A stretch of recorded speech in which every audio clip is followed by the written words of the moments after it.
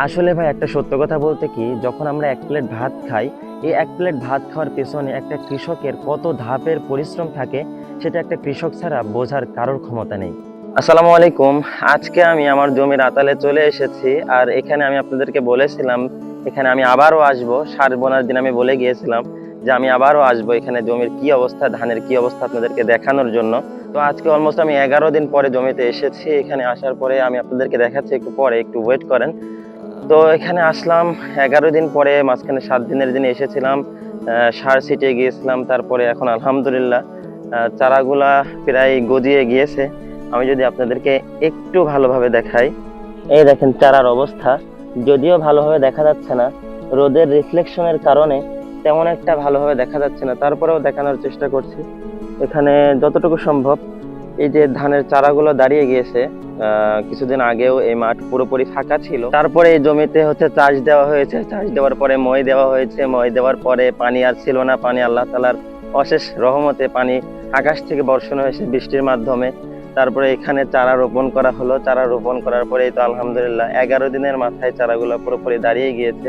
এখন মোটামুটি শক্ত হয়েছে, আর কিছুদিন গেলে আর একটু ভালোভাবে হবে। তারপরে হচ্ছে ফসফেট, আপনার সার ছিটিয়ে দিব, সাথে আরো কিছু দিব।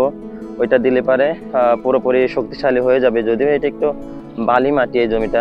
আর একটা জমি আছে, সেটা হচ্ছে আরেক মাঠে, সেই জমিতে যাব ইনশাল্লাহ।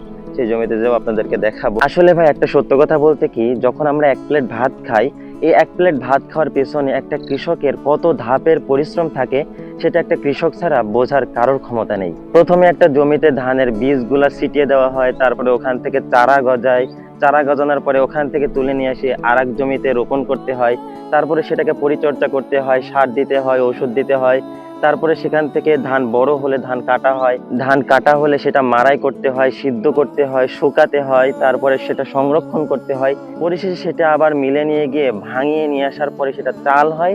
আর সেই চাল বাসায় নিয়ে আসার পরে বাসার মায়েরা, বাসার বোনেরা, বাসায় যেসব মেয়ে মানুষ থাকে তারা সেটা রান্না করে, তারপরে সেটা আমরা খেতে পারি।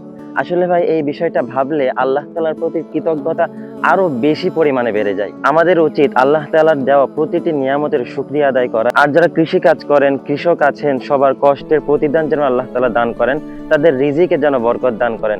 আজকের ভিডিওটা এই পর্যন্তই ছিল। দেখা হবে আবার নেক্সট কোনো ভিডিওতে। সবাই ভালো থাকবেন, সুস্থ থাকবেন, পরিবারের খেয়াল রাখবেন। আল্লাহ হাফেজ। আসসালামু আলাইকুম ওয়া রাহমাতুল্লাহ।